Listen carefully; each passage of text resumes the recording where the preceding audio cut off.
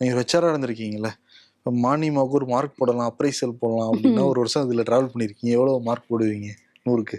100க்கு இல்ல. நீங்க வந்து எப்பயுமே அப்ரைசல் உங்களுக்கே தெரியும். நிறைய ஒரு 5-6 கிரைட்டீரியன் இருக்கும். ஆமா. அந்த மாதிரி நீங்க கிரைட்டீரியன் கேளுங்க, நான் மார்க் போடுறேன். ஓவராலா சொல்லுங்க. ஓவராலா ஆவரேஜ் போட்டு ஒண்ணு போடுங்க. ஆவரேஜ்னா என்ன மாதிரி என்னென்ன விஷயங்கள்? தலைவர், அவருடைய செயல்பாடு, கட்சியுடைய செயல்பாடு, கட்சி நிர்வாகிகளுடைய செயல்பாடு, இப்ப எங்கள்ட்ட ஓவரால் இருக்கிற மக்கள்கிட்ட ஏற்படுத்தியிருக்க தாக்கம், இன்னைக்கு தேதிக்கு வந்த காலம்லாம் டுடே ஆஸ் ஆஃப் டுடே இருக்கிறதுக்கு ஓகே அப்ரைசல் இப்பதானே போட முடியும்.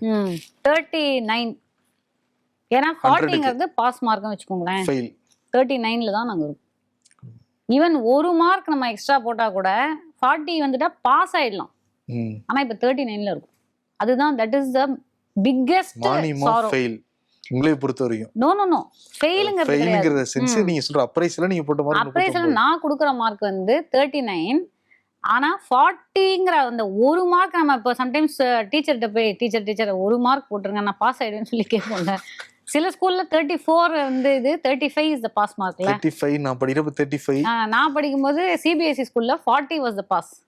அதுக்கப்புறம்லாம் வந்து இந்த நம்ம போக 9th 8th எல்லாம் போகும்போது 16 வைப்பாங்க வேணும்னே இன்டர்னல்ஸ் எல்லாம், ஏன்னா நம்மள பூஸ்ட் அப் பண்றதுக்கு அதெல்லாம் பண்ணுவாங்க. பட் 40 நம்ம அப்ரைசல பொறுத்த வரைக்கும் 40ங்கிறது பாஸ் மார்க்னா நீங்க போட்ட mark 39. Yes, something it has to be pushed over the edge. உங்களை பொறுத்த வரைக்கும் மானியமா ஒரு மார்க்ல ஃபெயில் ஆகுது. ஏங்க அப்படி பார்த்தா நீங்க கூட தான் உங்களுடைய விமர்சன குழுல நிறைய 35ல இருந்து 39 நல்ல மார்க் அது அப்படி கூட எடுத்துக்கலாம்.